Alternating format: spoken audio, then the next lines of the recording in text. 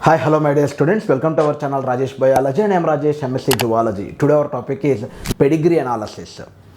మనం already pedigree అనాలిసిస్కి సంబంధించిన కొన్ని సింబల్స్ కోసం మాట్లాడుకున్నాం లాస్ట్ వీడియోలో. జెనెటిక్ డిజార్డర్స్ కోసం కూడా మాట్లాడుకున్నాం. అలానే ఎక్స్ లింక్డ్ ఇన్హెరిటెన్స్ ప్యాటర్న్ కోసం, వై లింక్డ్ ఇన్హెరిటెన్స్ ప్యాటర్న్ కోసం కూడా మాట్లాడుకున్నాం.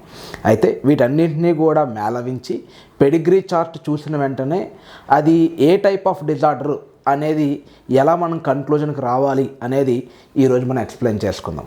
అండ్ టాపిక్లోకి వెళ్ళే ముందు ఒక చిన్న రిక్వెస్ట్ ఏంటంటే, స్టూడెంట్స్ ఈ కాన్సెప్ట్ చాలా చాలా ఇంపార్టెంట్. మీకు అర్థమైంది, ఉపయోగపడింది అని ఎక్కడ అనిపించినా సరే ఒక చిన్న లైక్ చేయండి. మీ ఫ్రెండ్స్కి అండ్ ఫ్యామిలీ మెంబర్స్ ఎవరైనా ఈ బయాలజీ స్ట్రీమ్లో ఉన్నట్లయితే కనుక వాళ్ళ కోసం షేర్ చేయండి. అండ్ మన ఛానల్ని సబ్స్క్రైబ్ చేసుకుని సపోర్ట్ చేయండి. ఎడ్యుకేషన్ ఛానల్స్కి మీ వంతు సపోర్ట్ ఇవ్వండి. And without any late let's dive in to the topic.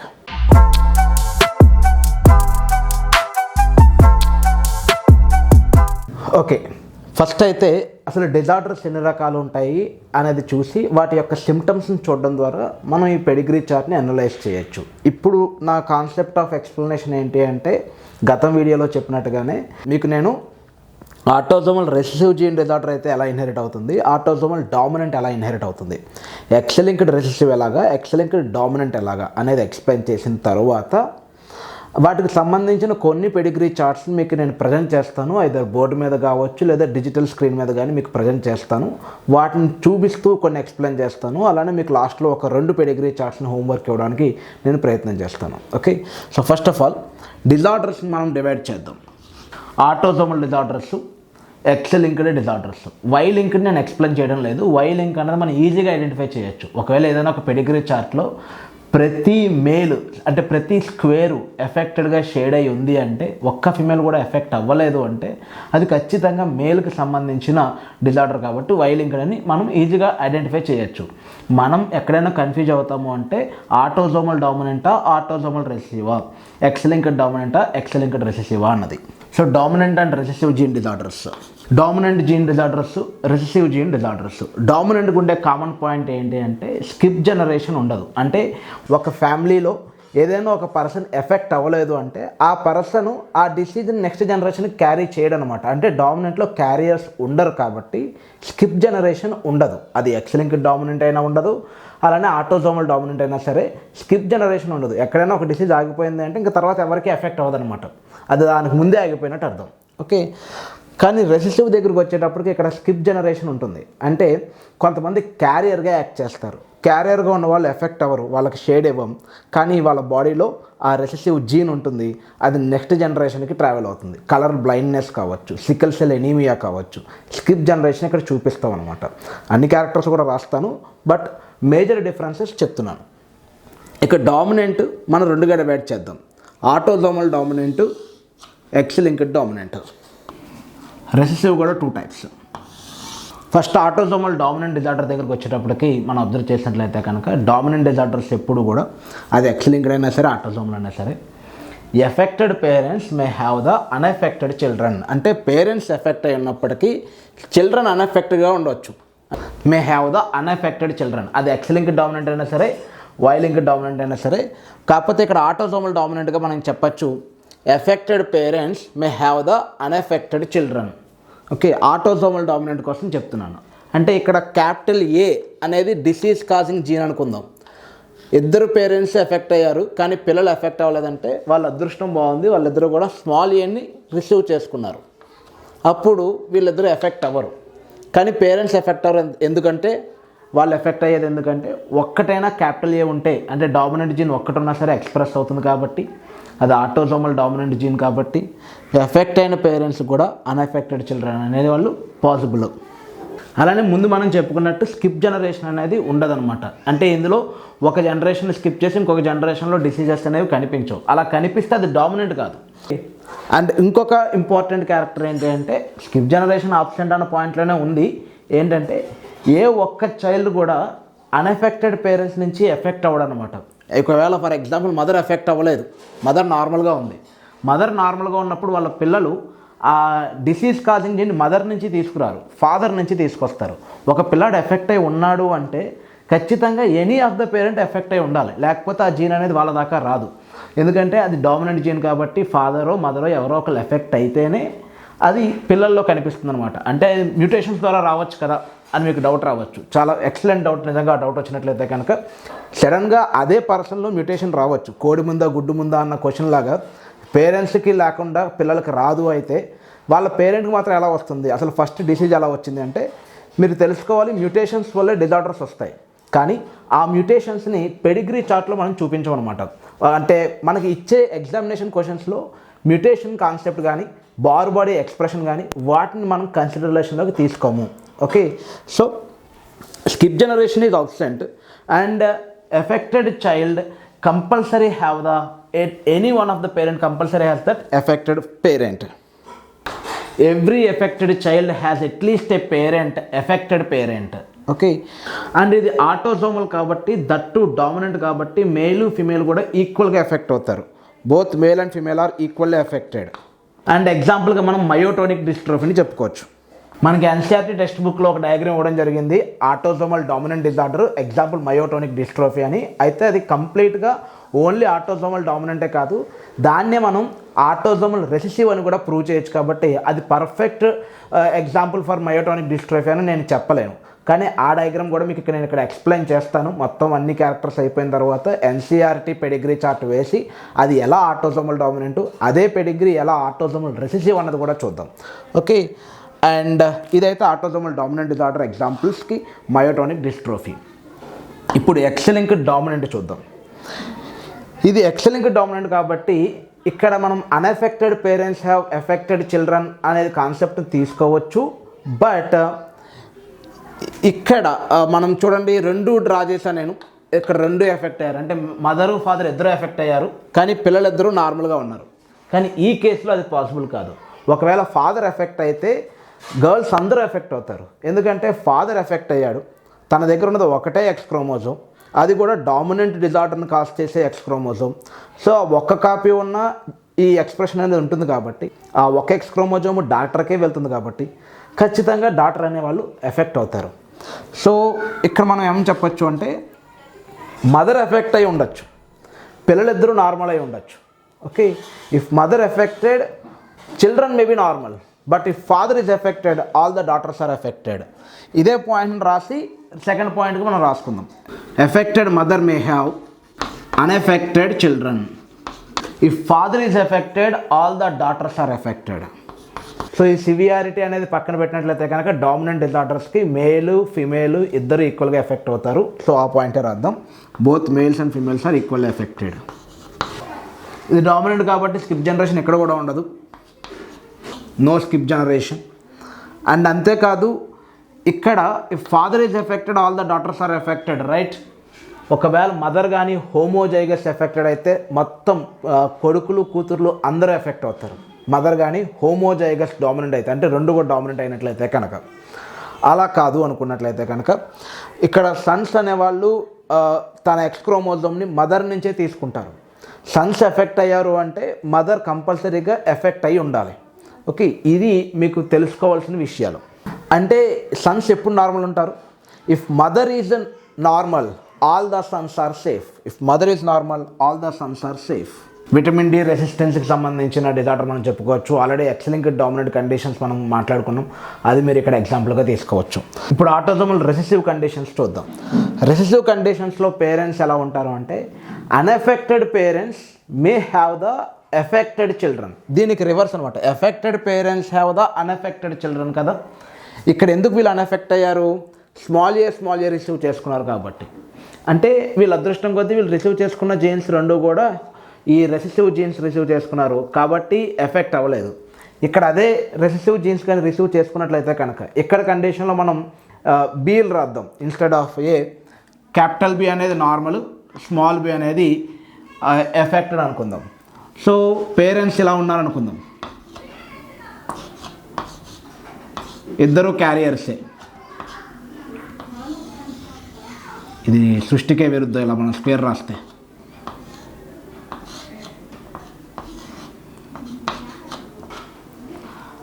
ఇక్కడ వీళ్ళిద్దరూ ఎఫెక్ట్ అవ్వలేదు, బట్ ఇద్దరు ఇక్కడ ఎఫెక్ట్ అవుతారు. ఎందుకంటే ఇది ఆటోసోమల్ రెసిసివ్ జీన్ కాబట్టి హెట్రోజైగట్గా ఉండడం వల్ల పేరెంట్స్ ఎఫెక్ట్ అవ్వలేదు, కానీ వాళ్ళల్లో ఒక రెసెసివ్ జీన్ రెండు వీళ్ళు రిసీవ్ చేసుకోవడం వల్ల స్మాల్ బి కదా, వీళ్ళు ఎఫెక్ట్ అవుతారు. ఎందుకంటే హోమోజైగస్ రెసెసివ్ కండిషన్లో డిసీజ్ అనేది ఫీనోటైపిక్గా ఎక్స్ప్రెస్ అవుతుంది కాబట్టి. So autosomal recessive gene disorder యొక్క సిమ్టమ్స్ మనం రాయాలనుకుంటే, క్యారెక్టర్స్ రాయాలనుకుంటే ఎలా ఉంటుంది దీని యొక్క ఇన్హెరిటెన్స్ ప్యాటర్న్ అనేది చూసినట్లయితే కనుక ఆటోజోమల్ రెసెసివ్, ఇది ఆటోజోమల్ కాబట్టి, రెసెసివ్ అయినా డామినెంట్ అయినా ఆటోజోమల్ కాబట్టి both male and female are equally affected. Unaffected parents of the affected children. ఇక్కడ రెసెసివ్ జీన్ డిజార్డర్ కాబట్టి స్కిప్ జనరేషన్ ఉంటుందన్నమాట. అంటే పేరెంట్స్ ఎఫెక్ట్ అవుతారు, సన్స్ ఎఫెక్ట్ అవ్వరు, బట్ గ్రాండ్ చిల్డ్రన్ ఎఫెక్ట్ అవుతారు. ఎందుకంటే పేరెంట్స్ దగ్గర నుంచి ఆ జీను సన్లోకో లేదంటే డాటర్లోకో వస్తుంది. ఆ డాటర్లో అది ఎక్స్ప్రెస్ అవ్వకపోవచ్చు, కానీ డాటర్ క్యారియర్గా ఉంటుంది లేదా సన్ క్యారియర్గా ఉంటాడు. కాబట్టి అక్కడి నుంచి నెక్స్ట్ జనరేషన్కి వెళ్ళేటప్పటికి బహుశా వాళ్ళకి ఎఫెక్ట్ అవ్వచ్చు. కాబట్టి స్కిప్ జనరేషన్ ఉంటుంది. There is a skip generation. ఇది ఆటోజోమల్ కాబట్టి both male and female are can act like carriers. ఇది చాలా ఫెమిలియర్, మనకి నెక్స్ట్ వీడియోస్ నుంచి చెప్పుకోబోతున్నాం మనం. Sickle cell anaemia, thalassemia, phenylketonuria ఇవన్నీ కూడా ఎగ్జాంపుల్సే. సో ఎగ్జాంపుల్గా మనం ఒక రెండు రాసుకుందాం. Sickle cell anaemia and phenylketonuria PKU. ఇక ఎక్స్-లింక్డ్ రెసెసివ్ జీన్ డిజార్డర్ యొక్క కాన్సెప్ట్ అనేది కొంచెం కొత్తగా ఉంటుంది. వీటన్నిటి పాయింట్ కన్నా కొంచెం వెరైటీగా కూడా ఉంటుంది. ఎందుకంటే ఇక్కడ దాకా మనం ఏం చెప్పుకున్నాం, both male and female are equally affected. Dominant కాబట్టి, దట్టు ఆటోజోమల్ కాబట్టి. ఇక్కడ కూడా male and female are equally affected. Dominant disorder కాబట్టి ఒక్క జీన్ ఉన్నా ఎక్స్ప్రెస్ అవుతుంది కాబట్టి, కనీసం ఒకటున్నా ఎక్స్ప్రెస్ అవుతుంది కాబట్టి ఫిమేల్లో కూడా ఎక్స్ప్రెస్ అవుతుంది. ఇది ఆటోజోమల్ రెసెసివ్. ఆటోజోమల్ కాబట్టి మేలు ఫిమేలు ఇద్దరు కూడా ఈక్వల్గా ఎఫెక్ట్ అవుతారు. ఇక్కడ ఎక్స్-లింక్డ్ రెసెసివ్ జీన్ డిజార్డర్ అంటే రెండు రెసెసివ్ అయితేనే ఆ డిసీజ్ బయటికి కనిపిస్తుంది. ఏ ఒక్కటి డామినెంట్ ఉన్నా కనిపించదు. కాబట్టి ఫిమేల్లో రెండు ఎక్స్ క్రోమోజోమ్స్ ఉంటాయి కాబట్టి ఒకటి డామినెంట్గా ఉంటే వాళ్ళు సేఫ్ అయిపోతారు కాబట్టి ఆటోమేటిక్గా మేల్స్లో ఎక్కువగా కనిపిస్తుంది. మనం లాస్ట్ టైం కలర్ బ్లైండ్నెస్ చెప్పుకున్నప్పుడు కూడా చెప్పినట్టు గుర్తు ఈ పాయింట్. ఒకవేళ చెప్పకపోతే కనుక సారీ, ఇక్కడైనా మనం మెన్షన్ చేసుకోండి. ఏంటంటే కలర్ బ్లైండ్నెస్ అనేది 8% కనిపిస్తే మేల్లో, ఫిమేల్కి వచ్చేటప్పటికి 0.4%. అంటే ప్రతి 100 మంది అబ్బాయిలకి ఒక 8 మంది అబ్బాయిలు ఎఫెక్ట్ అయినట్లయితే కనుక అమ్మాయిల దగ్గరికి వచ్చేటప్పటికి 1000 మందిలో 4 ఎఫెక్ట్ అవుతారు. So males are more affected than the females. Unaffected parents have affected children. ఈ పాసిబిలిటీ మనం చూసాం ఆల్రెడీ. కలర్ బ్లైండ్నెస్లో F1 జనరేషన్లో ఎవరు ఎఫెక్ట్ అవ్వలేదు, కానీ F2లో ఒక అబ్బాయి ఎఫెక్ట్ అవుతాడు. ఓకే, అక్కడ మనకి మేల్స్ ఆర్ మోర్ ఎఫెక్టెడ్ అన్న కాన్సెప్ట్ వచ్చేస్తుంది. ఇక్కడ కూడా స్కిప్ జనరేషన్ ఉంటుంది. క్రిస్ క్రాస్ ఇన్హెరిటెన్స్ చూపిస్తుంది. ఇక్కడ Chris cross inheritance, skip generation inheritance. ఇక్కడ నేను రెండు రాస్తున్నాను, కానీ క్రిస్ క్రాస్ అన్న స్కిప్ జనరేషన్ అన్న రెండు ఒకటి కాదు. ఓకే, ఈ ఎక్స్-లింక్డ్ ఇన్హెరిటెన్స్ అనేది స్కిప్ జనరేషనే చూపిస్తుంది, కానీ క్రిస్ క్రాస్ ప్యాటర్న్లో చూపిస్తుంది. అంటే ఫాదర్ నుంచి డాటర్కి, డాటర్ నుంచి గ్రాండ్ సన్కి ఇలా క్రిస్ క్రాస్ ప్యాటర్న్ ఉంటుంది.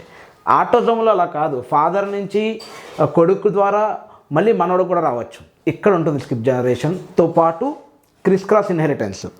ఆటోజోమల్ రెసెసివ్లో ఓన్లీ స్కిప్ జనరేషన్, ఎక్స్-లింక్డ్ రెసెసివ్లో స్కిప్ జనరేషన్తో పాటు క్రిస్ క్రాస్ ఇన్హెరిటెన్స్ ప్యాటర్న్ కూడా. Criss cross inheritance and skip generation both are observed in the X linked recessive gene disorders. మనం ఈజీగా ఐడెంటిఫై చేయొచ్చు.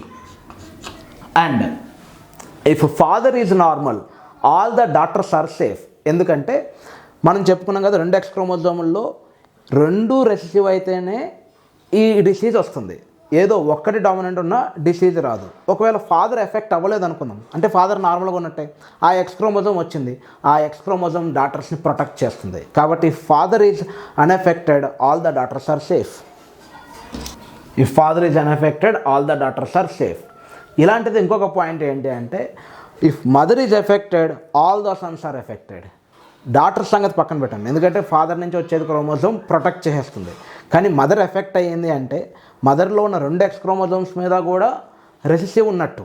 ఓకే, ఇక్కడ బాడీస్ కండిషన్ పక్కన పెట్టేద్దాం. 2 కూడా రెసెసివ్ అయితేనే మదర్ ఎఫెక్ట్ అవుతుంది. ఆ రెండాట్లో ఏ ఒక్కటి వచ్చినా సన్ ఎఫెక్ట్ అవుతాడు.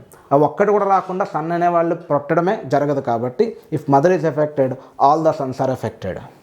Daughter will not be affect unless her father is affected and mother at least be a carrier. A daughter will not be affect. ఎందుకంటే రీసెంట్గా అడిగిన చాలా క్వశ్చన్స్లో ఈ పాయింట్ని బేస్ చేసుకునే మనం అది ఎక్స్ లింక్డా కాదా అన్నది కన్ఫర్మ్ చేసుకోగలుగుతాం. ఈ పాయింట్ నేను ఇక్కడ రాస్తాను, ఇక్కడ నేను రాస్తాను, ఎల్లో కలర్లో రాస్తాను, దెన్ మీకు కన్ఫ్యూజన్ లేకుండా. A daughter will not be affected unless her father is affected and her mother at least be a carrier. ఇది ఎక్స్ లింక్డ్ రెసెసివ్ జీన్ డిజార్డర్కి సంబంధించిన important point. And recessive gene disorder అది X link అయినా autosomal అయినా సరే, if both the parents are affected, all the sons and daughters are affected. ఇక్కడ X linked recessive అయితే father ఎలా ఉన్నా మదర్ ఎఫెక్ట్ అయితే మొత్తం అబ్బాయిలందరూ ఎఫెక్ట్ అవుతారని చెప్పుకున్నాం. ఓకే, ఎక్స్ లింక్డ్ డామినెంట్ అయితే మదర్ ఎలా ఉన్నా ఫాదర్ ఎఫెక్ట్ అయితే అమ్మాయిలందరూ ఎఫెక్ట్ అవుతారని చెప్పుకున్నాం. ఎక్స్ లింక్డ్ డామినెంట్ అయితే ఫాదర్ ఎఫెక్ట్ అయితే అమ్మాయిలందరూ ఎఫెక్ట్ అవుతారు. ఎక్స్ లింక్డ్ రెసెసివ్లో మదర్ ఎఫెక్ట్ అయితే అబ్బాయిలందరూ ఎఫెక్ట్ అవుతారు. ఈ మొత్తాన్ని ఎక్స్ప్లెయిన్ చేసే ఒక చార్ట్ ఉంది, మీకు లాస్ట్ టైం కూడా నేను వీడియోలో ఎక్స్ప్లెయిన్ చేశాను. అండ్ అదే చార్ట్ మళ్ళీ ఇక్కడ నేను వీడియోలో ఈ బోర్డు మీద నేను డ్రా చేసి ఎక్స్ప్లెయిన్ చేస్తాను. ఇది ఎక్స్ లింక్డ్ ప్యాటర్న్కి సంబంధించిన పాయింట్ అనమాట. అండ్ ఇక్కడ కూడా చూడండి, డాటర్ అనేవాళ్ళు ఖచ్చితంగా ఎప్పుడు ఎఫెక్ట్ అవుతారంటే ఫాదర్ ఖచ్చితంగా డిసీజ్ ఎఫెక్ట్ అయి ఉండాలి, మదర్ కనీసం క్యారియర్ అయి ఉండాలి. దీన్ని బేస్ చేసుకుని మనం పెడిగ్రీ అనాలిసిస్ని ఈజీగా సాల్వ్ చేయొచ్చు. దీనికి ఎగ్జాంపుల్ మీ అందరికీ తెలిసిందే, కలర్ బ్లైండ్నెస్, హిమోఫీలియా ఆల్రెడీ మనం చెప్పుకున్నాం. అలానే ఇక్కడ కూడా పాయింట్ స్పేస్ లేక రాయలేదు నేను. ఎక్స్ లింక్డ్ డామినెంట్కి ఇన్కంటెన్షియా పిగ్మెంటీ అని చెప్పేసి చెప్పుకున్నాం. ఇన్కంటెన్షియా పిగ్మెంటీ లెథల్ డిజార్డర్, ఫిమేల్స్లో చాలా ఎక్కువగా ఎఫెక్ట్ అవుతుంది. ఎందుకంటే 2 ఎక్స్ క్రోమోజోమ్స్ ఉంటాయి కాబట్టి దాని యొక్క ఇంపాక్ట్ చాలా ఎక్కువగా ఉంటుందని చెప్పేసి మనం లాస్ట్ వీడియోలో చెప్పుకున్నాం. ఇన్కంటెన్షియా పిగ్మెంటీ, ఫాలిక్యులర్ హైపర్ కెరటోసిస్. ఓకే, ఇవి రెండూ కూడా మనం ఎక్స్ లింక్డ్ డామినెంట్లో రాసుకోవచ్చు. అండ్ మీకు పెడిగ్రీ చార్ట్స్ ఒక్కొక్కటి ఎక్స్ప్లెయిన్ చేస్తాను. దానికన్నా ముందు ఎక్స్ లింక్డ్ ఇన్హెరిటెన్స్ ప్యాటర్న్ని చూపించే డయాగ్రామ్ మీకు నేను ప్రజెంట్ చేస్తాను. Father, mother, daughter, son. ఈ డయాగ్రామ్ చాలాసార్లు అడిగారు, ఆల్రెడీ కూడా మీకు చెప్పాను, ఇంకొకసారి ఎక్స్ప్లెయిన్ చేస్తున్నాను. ఇది పెడిగ్రీకి సంబంధించింది కాబట్టి ఫాదర్లో ఉన్న ఒక్క ఎక్స్ క్రోమోజోము డాటర్కి వెళ్తుంది, సన్ రిసీవ్ చేసుకునే ఆ ఒక్క ఎక్స్ క్రోమోజోము మదర్ నుంచి వచ్చింది. ఇది ఎక్స్ క్రోమోజోమ్ ఇన్హెరిటెన్స్ యొక్క ప్యాటర్న్ ఎక్స్ప్లెయిన్ చేస్తుంది. ఈ డయాగ్రామ్ చాలా ఇంపార్టెంట్. ఇది దేనికి సంబంధించిందంటే ఎక్కువగా హీమోఫీలియా, కలర్ బ్లైండ్నెస్ అలా అడిగే అవకాశం ఉంది. అంటే ఎక్స్ లింక్డ్ రెసెసివ్ జీన్ డిజార్డర్స్ని ఆప్షన్స్లో ఇచ్చి అడిగే అవకాశం ఉంది. ఇది ఏ క్రోమోజోమ్ ప్యాటర్న్ ఎక్స్ప్లెయిన్ చేస్తుందని చెప్పి ఆటోజోము, ఎక్స్ క్రోమోజోము, వై క్రోమోజోము అని అడిగే ఛాన్స్ కూడా ఉంది. ఓకే, ఎక్స్ లింక్డ్ డామినెంట్కి సంబంధించి ఎలాంటి ఎగ్జాంపుల్ ఎన్సీఆర్టీ టెక్స్ట్ బుక్లో ఇవ్వలేదు కాబట్టి ఆప్షన్స్లో నేను హిమోఫీలియా అని, కలర్ బ్లైండ్నెస్ అని చెప్తున్నాను. అది డామినెంట్ డిజార్డర్ అయినా, రెసెసివ్ జీన్ డిజార్డర్ అయినా, ఇది క్రోమోజోమ్ ప్యాటర్న్ని, క్రోమోజోమ్ ఇన్హెరిటెన్స్ ప్యాటర్న్ ఎక్స్ప్లెయిన్ చేస్తుంది. ఈ డయాగ్రామ్ చాలా ఇంపార్టెంట్. ఫాదర్ నుంచి డాటర్కి, మదర్ నుంచి సన్కి వచ్చేది ఎక్స్ క్రోమోజోమ్. ఓకే, ఇప్పుడు పెడిగ్రీ చార్ట్స్ ఏంటంటే అనేది ఒక్కొక్కటిగా చూద్దాం. సో కొన్ని పెడిగ్రీ చార్ట్స్ అయితే నేను మీకు బోర్డు మీద డ్రా చేయడం జరిగింది. ఇవి ముందుగా సాల్వ్ చేద్దాం. దీని తర్వాత మిగతా పెడిగ్రీ చార్ట్స్ ఏమైనా ఉన్నట్లయితే కనుక మీకు నేను డిజిటల్ స్క్రీన్ మీద ప్రజెంట్ చేయడం చేస్తాను. అలానే మన ఎన్సీఆర్టీ టెక్స్ట్ బుక్ యొక్క ఎక్స్ప్లెనేషన్ కూడా మీకు నేను దీని మీద ఎక్స్ప్లెయిన్ చేసే ప్రయత్నం చేస్తాను. ముందైతే దీన్ని ఎలా సాల్వ్ చేయాలనేది చూద్దాం. ఫస్ట్ చూడండి, ఇక్కడ unaffected parents of the affected children, unaffected parents of the affected children. గుర్తుపెట్టుకొని మీకు ఏ పెడిగ్రీ ఇచ్చినా దాన్ని మనం కొన్ని ఫ్యామిలీస్గా డివైడ్ చేయొచ్చు. ఈ పేరెంట్స్ ఉన్నారు, వాళ్ళ చిల్డ్రన్, ఇదొక ఫ్యామిలీ. ఇందులో మళ్ళీ వీళ్ళ కూతురికి పెళ్ళయింది, వాళ్ళకి చిల్డ్రన్ ఉన్నారు, ఇదొక ఫ్యామిలీ. ఏదో ఒక ఫ్యామిలీ అయినా సరే మనకు ఖచ్చితంగా క్లూ ఇస్తుంది. ఆ ఫ్యామిలీని పట్టుకోవడంలోనే మనకి పెడిగ్రీ సాల్వింగ్ అనేది ఈజీగా ఒక ట్రిక్గా మనం చేయొచ్చు. ఇప్పుడు ఈ ఫ్యామిలీ చూద్దాం. Unaffected parents of affected children. ఈ family unaffected parents of affected children. అంటే ఇది రెసెసివ్ జీన్ డిజార్డర్ అన్న సంగతి తెలుస్తుంది. ఆటోజోమల ఎక్స్ లింక్డా, ఇది ఎక్స్ లింక్డ్ రెసెసివ్ అయినట్లయితే కనుక ఒక డాటర్ ఎఫెక్ట్ అయ్యింది అంటే ఖచ్చితంగా ఫాదర్ కూడా ఎఫెక్ట్ అయి ఉండాలి, లేకపోతే 2 స్మాల్ రావు కదా ఇక్కడికి. కాబట్టి ఇది ఎక్స్ లింక్డ్ అయితే ఖచ్చితంగా కాదు, ఇది ఆటోజోమల్ రెసెసివ్. మీకు ఇది ఆటోజోమల్ రెసెసివ్ అని తెలిస్తే సరిపోదు, మన దగ్గర ఉన్న నాలెడ్జ్ మొత్తాన్ని ఇక్కడ అప్లై చేయాలి. ఎందుకంటే ఆప్షన్స్లో డైరెక్ట్గా ఆటోజోమల్ రెసెసివ్, ఆటోజోమల్ డామినెంట్ అని ఇవ్వడు. It is an autosomal recessive gene disorder like colour blindness. It is a hemophilia like a autosomal recessive gene disorder. It is a phenylketonuria like a autosomal recessive gene disorder. ఇలా అడుగుతాడు. అంటే మనకి ఏది autosomal recessive gene disorder కూడా తెలియాలన్నమాట. వాడు colour blindness అని చెప్పి autosomal recessive అని ఇచ్చాడంటే ఇది ఆటోసోమల్ రెసెసివే కదా, ఫస్ట్ ఆప్షన్లోనే ఇచ్చేసాడని చెప్పేసి మీరు అక్కడ ఆప్షన్ టిక్ చేయకూడదు అనమాట, అక్కడ బబుల్ చేయకూడదు. థర్డ్ ఆప్షన్ దాకా చదివితే it is a phenylketonuria like autosomal recessive gene disorder అని కనిపిస్తుంది. సో అలా మనకి డిజార్డర్ పేర్లు కూడా తెలియాలి. లేదా డైరెక్ట్గా డిజార్డరే ఇవ్వచ్చు, which of the following disorder explaining the pedigree chart అని అడుగుతాడు. అలాంటప్పుడు కూడా మీరు ఆ క్వశ్చన్ని ఆన్సర్ చేయగలగాలి. అంటే ఆప్షన్స్ అనేవి మారిపోతూ ఉంటాయి. పెడిగ్రీ చార్ట్ ఒకటే ఇచ్చినా, అదే పెడిగ్రీ చార్ట్ ఎవ్రీ ఇయర్ ఇచ్చినా కూడా ఆప్షన్స్ మారుస్తూ ఇవ్వచ్చు. ఎలా ఇవ్వచ్చు? డైరెక్ట్గా అది ఏ టైప్ ఆఫ్ డిజార్డర్ అని అడగచ్చు, ఎక్స్-లింక్డ్, ఆటోసోమల్, డామినెంట్, రెసెసివ్ అని. లేదా డిజార్డర్ నేమే డైరెక్ట్గా ఇవ్వచ్చు, haemophilia, Duchenne muscular dystrophy, colour blindness, phenylketonuria ఇలా అడగచ్చు, డిజార్డర్ నేమ్ ఇవ్వచ్చు. లేదు ఇలా మిక్స్ చేసి అడగచ్చు, it is a phenylketonuria like X linked dominant, sickle cell anaemia like X linked recessive, thalassemia like autosomal recessive ఇలా అడుగుతాడు. ఇదొక ఆప్షన్ ఉంది. ఆర్ ఇంకాస్త అడ్వాన్స్ అయ్యి వాడే చెప్పేసి అదే disorder following pedigree explaining the inheritance pattern of sickle cell anaemia, right the genotype of the parents అని అడుగుతాడు. జీనోటైప్ రాయగలగాలి, లేదా find the genotype of the parents. అక్కడ ఉన్న వాటిలో హెట్రోజైగస్ అయితే హెట్రోజైగస్, హోమోజైగస్ అయితే హోమోజైగస్ మనం తెలుసుకోగలగాలి. ఫర్ ఎగ్జాంపుల్ ఏ కండిషన్లో చూద్దాం, మనం ఈ కండిషన్లో చూద్దాం. ఇది ఆటోసోమల్ రెసెసివ్ అనుకుందాం కాసేపు, ఇంకా నేను కూడా చూడలేదు ఈ పెడిగ్రీ చార్ట్, ఇది డామినెంట్ రెసెసివ్ అనేది నాకు కూడా తెలియదు, రాశాను గీసాను అంతే. సో ఇప్పుడు ఇది చూద్దాం. ఇది ఒకవేళ ఆటోసోమల్ రెసెసివ్ జీన్ డిజార్డర్ అయినట్లయితే కనుక పేరెంట్ యొక్క జీనోటైప్ ఏంటని అడుగుతాడు. HBA HBS, HBS HBS, HBS HBS, HBS HBA ఇలా మనకి ఆప్షన్స్లో ఇస్తాడు. సో మదర్ ఏంటి, ఫాదర్ ఏంటి అన్నది కూడా మనం ఐడెంటిఫై చేయాలి. ఇక్కడ మదర్ ఎఫెక్టెడ్ కాబట్టి ఇది హెచ్బిఎస్, ఫాదర్ అన్ఎఫెక్టెడ్ కానీ వాళ్ళ చిల్డ్రన్ ఎఫెక్టెడ్ అయ్యాడంటే ఫాదర్ హెట్రోజైగోట్, లేకపోతే చిల్డ్రన్ ఎఫెక్ట్ అవ్వరు కదా, కాబట్టి ఇది హెచ్బిఎస్. ఇలా మనం జీనోటైప్ను కూడా రాసుకోగలగాలి. ప్రతి పెడిగ్రీకి జీనోటైప్ రాయడం ప్రాక్టీస్ చేయాలి. ప్రతి జీనోటైప్కి లేదా ప్రతి డిజార్డర్కి పెడిగ్రీని మీరే డ్రా చేయడం ప్రాక్టీస్ చేయాలి. ఇందులో కొన్ని పెడిగ్రీ చార్ట్స్ నా అంతటి నేనుగా ఓన్గా గీసేసాను. మీకు ఎక్స్ప్లెయిన్ చేస్తున్నప్పుడు ఏమైనా మిస్టేక్ అనిపిస్తే కనుక సర్దుకుంటాను. అలాంటి ధైర్యం మీకు కూడా రావాలి. ఓకే, సో ఇది ఆటోసోమల్ రెసెసివ్ జీన్ డిజార్డర్. ఇప్పుడు ఇక్కడికి వద్దాం. ఇక్కడ ఏంటి, unaffected parents have the affected children, వీళ్ళిద్దరూ ఎఫెక్టెడ్ చిల్డ్రనే. మేలు ఫిమేల్ కూడా ఈక్వల్గానే ఎఫెక్ట్ అయినట్టుగా ఉంది. ఇక్కడ అన్ఎఫెక్టెడ్ పేరెంట్స్, ఎఫెక్టెడ్ చిల్డ్రన్ కాబట్టి ఇది రెసెసివ్ జీన్ డిజార్డర్ కన్ఫర్మ్ అయిపోయింది. ఆటోసోమల్ రెసెసివా, ఎక్స్-లింక్డ్ రెసెసివా అన్నది చూడాలి. ఇది ఆటోసోమల్ రెసెసివే. ఎలా ఆటోసోమల్ రెసెసివ్ అని చెప్పుకోవచ్చు అంటే, ఒకవేళ డాటర్ ఎఫెక్ట్ అయ్యింది అంటే ఎక్స్-లింక్డ్ రెసెసివ్ అయితే ఖచ్చితంగా కాదు. ఎలా? ఎందుకంటే ఫాదర్ ఎఫెక్ట్ అవ్వలేదు, ఫాదర్ నార్మల్గా ఉండి డాటర్ ఎఫెక్ట్ అయిందంటే అది ఖచ్చితంగా ఎక్స్-లింక్డ్ కాదు. ఓకే, సో ఇది ఆటోసోమల్ రెసెసివ్, ఇది కూడా ఆటోసోమల్ రెసెసివ్. ఇక్కడ కూడా మనం అదే కాన్సెప్ట్ మీద వచ్చాం. ఒకవేళ ఫాదర్ నార్మల్గా ఉంటే all the daughters are safe అని చెప్పుకున్నాం మనం ఎక్స్-లింక్డ్ రెసెసివ్లో. If father is unaffected all the daughters are safe అని చెప్పుకున్నాం. ఇక్కడ father is unaffected all the daughters should be safe. But ఇక్కడ చూడండి, ఈ గీత ఇక్కడ ఇచ్చాడు, అది ఇక్కడ ఇస్తే మనం డౌట్ పడవచ్చు ఇది తన వేరే ఫ్యామిలీ నుంచి వచ్చిందని. కానీ డైరెక్ట్గా వాళ్ళ పేరెంటే వీళ్ళు నార్మల్గా ఉన్నారు అంటే ఈ అమ్మాయి ఫాదర్ నుంచి వచ్చిన డిసీజ్ కాదు ఇది. In the sense it is autosomal recessive. వీళ్ళిద్దరు కూడా హెట్రోజైగోట్స్. ఇక్కడ ఇందాక నేను మీకు నార్మల్గా చెప్పాను ఇది ఆటోసోమల్ రెసెసివ్ అనుకోండి అని, కానీ అది ఆటోసోమల్ రెసెసివ్ అవ్వచ్చు కాకపోవచ్చు. కాబట్టి ఒకసారి మళ్ళీ స్టడీ చేద్దాం దీన్ని. పేరెంట్స్ ఎఫెక్టెడ్, చిల్డ్రన్ ఎఫెక్టెడ్, ఇక్కడ అన్ఎఫెక్టెడ్. అసలు ఈ ఫ్యామిలీలో ఎక్కడ ఎవరు ఎఫెక్ట్ అవ్వలేదు, ఈ ఫ్యామిలీ మొత్తం అన్ఎఫెక్టెడే. ఓకే, సో ఆ ఫ్యామిలీ నుంచి మనకి ఎలాంటి క్లూ రావడం లేదు.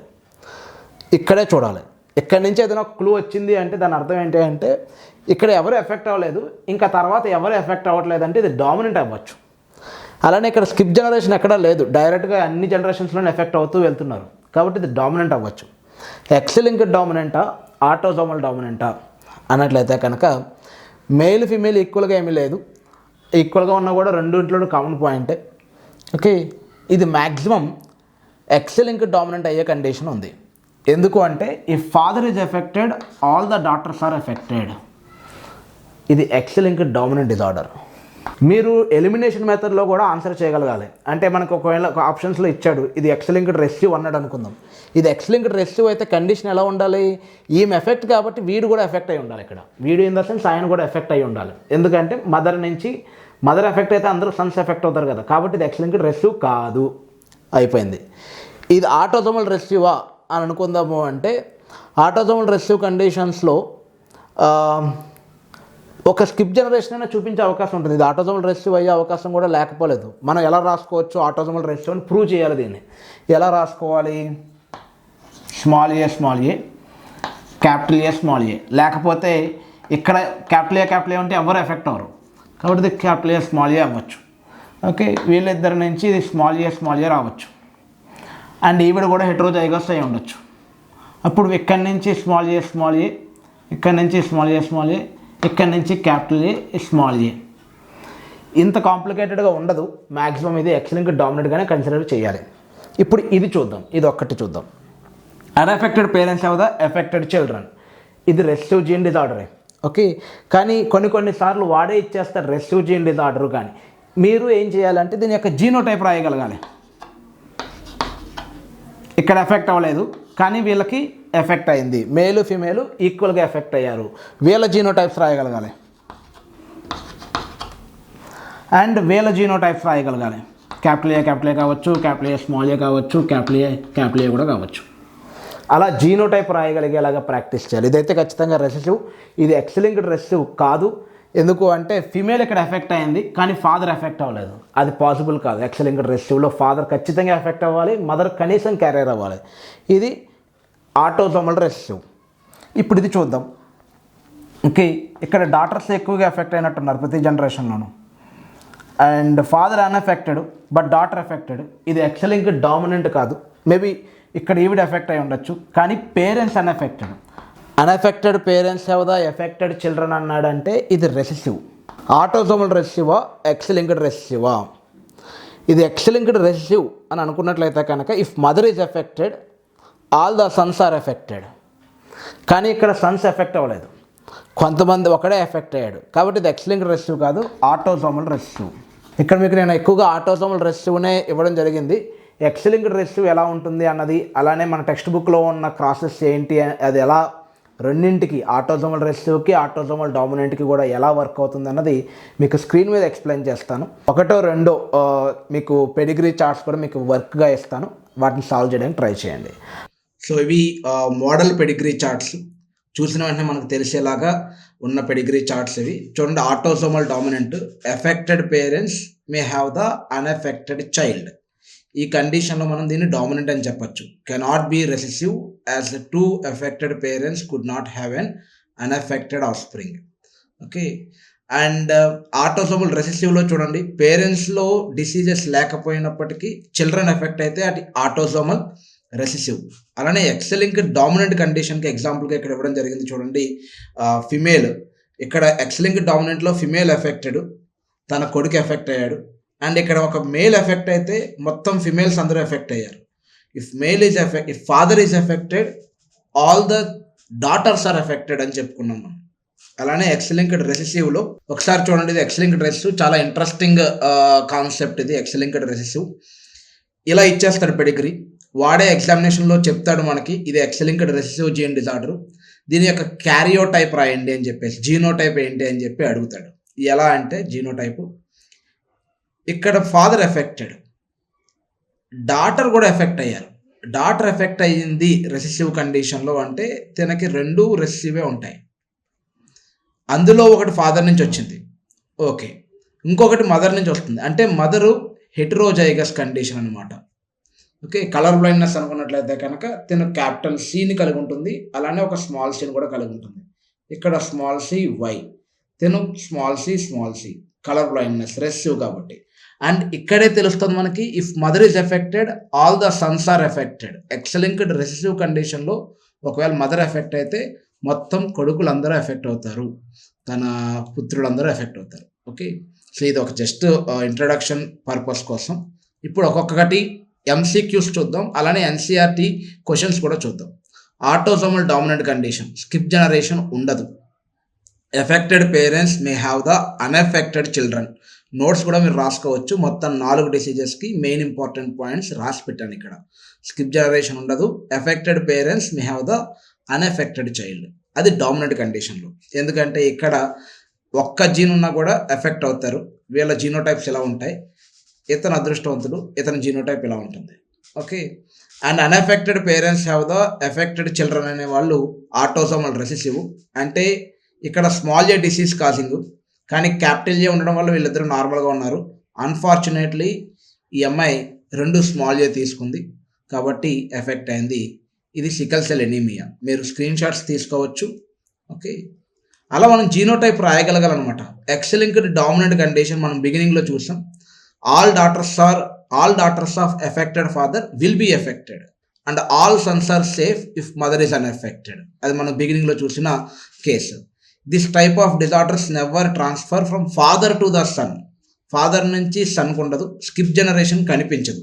ఇక ఎక్స్ లింక్డ్ రెసెసివ్ జీన్ కండిషన్లో చూడండి, ఇది స్కిప్ జనరేషన్ ఉంటుంది, criss cross type of inheritance ఉంటుంది. స్కిప్ జనరేషన్ మాత్రమే కాదు, క్రిస్ క్రాస్ ప్యాటర్న్ కూడా చూపిస్తుంది.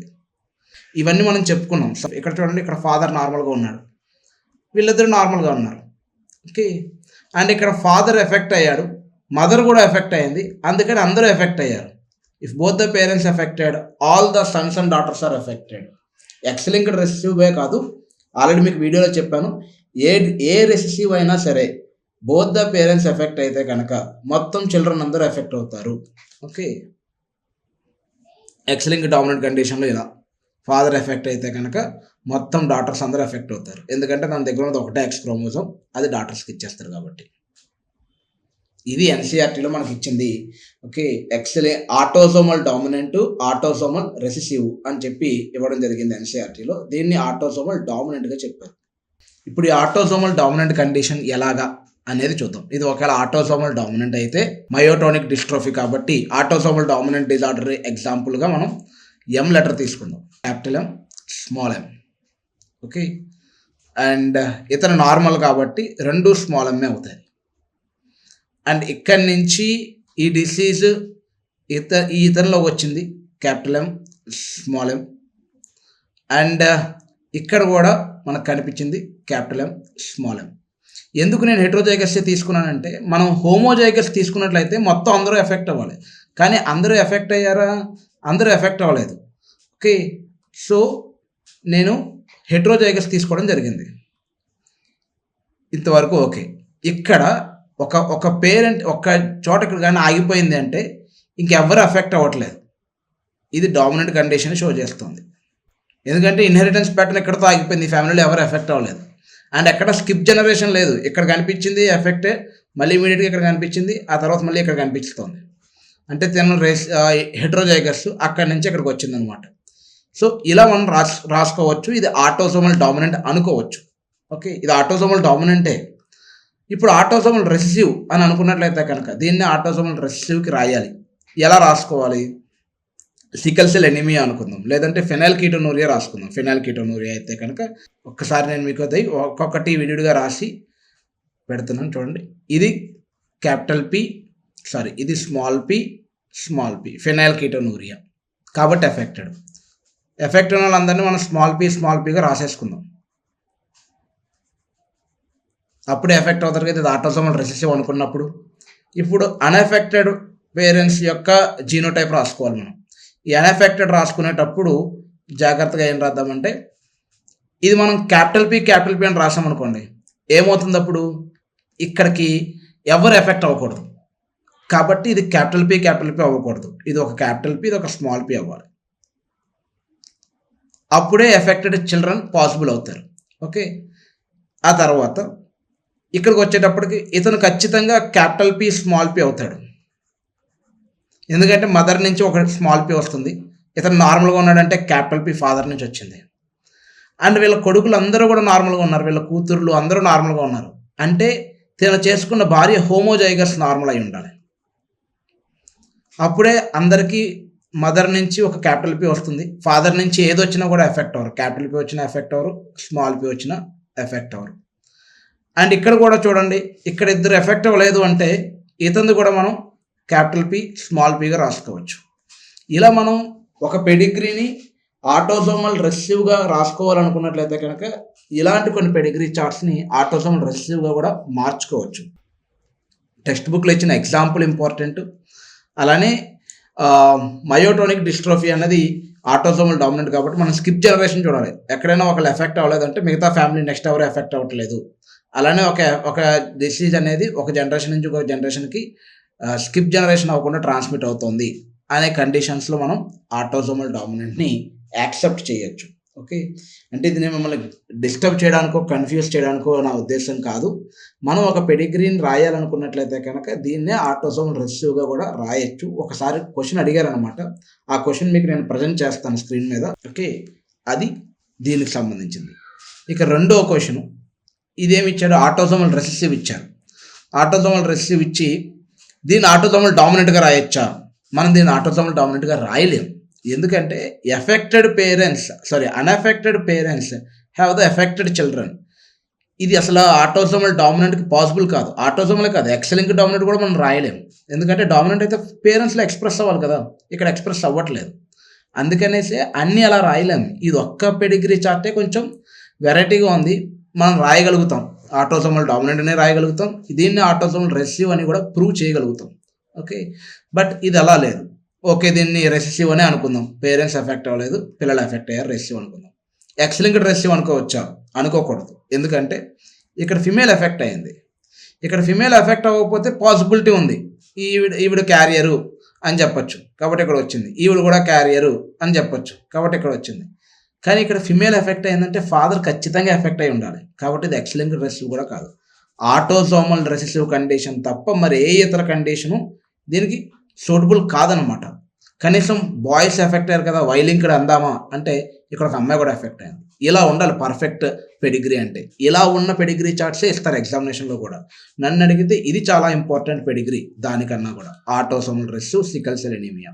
ఇప్పుడు ఒక్కొక్కసారి క్వశ్చన్స్ చూద్దాం, పెడిగ్రీస్ చూద్దాం. ఇలా గెస్ట్ చేయడానికి ట్రై చేయండి, నేను కూడా గెస్ట్ చేయడానికి ట్రై చేస్తాను. ఇక్కడ చూడండి, parents unaffected but children effect అయి ఉన్నారు కాబట్టి ఇది రెసిసివ్ కండిషన్. ఇది ఖచ్చితంగా రెసిసివ్ కండిషన్. అదేంటి ఇక్కడ పేరెంట్ ఎఫెక్ట్ అయ్యి ఉన్నాడు కానీ ఇక్కడ ఎఫెక్ట్ అవ్వలేదు కదా. మన ఇంపార్టెన్స్ ఇవ్వాల్సింది ఇలాంటి వాటికి. పేరెంట్ ఎఫెక్ట్ అవ్వకపోయినా పిల్లాడికి వచ్చింది అంటే ఇక్కడ కండిషన్ వీళ్ళు క్యారియర్గా ఉన్నారు అంటే ఇది రెసిసివే. ఎక్స్-లింక్డా వై-లింక్డా అనేది పక్కన పెడదాం, రెసిసివ్. ఇప్పుడు ఆటోసోమలా ఎక్స్-లింక్డా అన్నది చూడాలి.